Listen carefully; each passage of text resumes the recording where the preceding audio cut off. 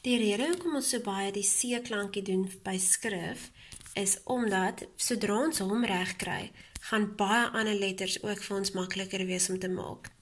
En dit is hoekom ons die ander letters ook saam met hom oefen wat by hom pas. So, onthou jy begin nie op die lyn daarbo nie, begin so bietjie weg van die lyn af. Hy gaan eers op, hy gaan reguit om, raak hom onder, en hy gaan weer klein bietjie op, hy stop nie ook op die lyn nie. Amper soos 'n O of soos 'n sirkel, hy maak net nie toe nie.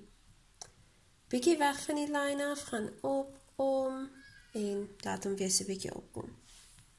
Dan het ons die A, hy lyk soos 'n C, en hy het 'n vet maagie, en dan het hy reguit lyn op en af. Begin hom bietjie weg van die lyn af, gaan om, raak hom onder, maak 'n reguit lyn op en af. Dan hieronder het ons vir Q. Hy lyk soos A en soos C, eintlik eers soos C. Hy maak 'n maagie, gaan reguit op, gaan regdeur, dan het hy 'n stert wat so 'n bietjie opskop. Begin hom weg van die lyn af, gaan om, raak hom onder, reguit lyn op, af, en 'n stertjie wat skop.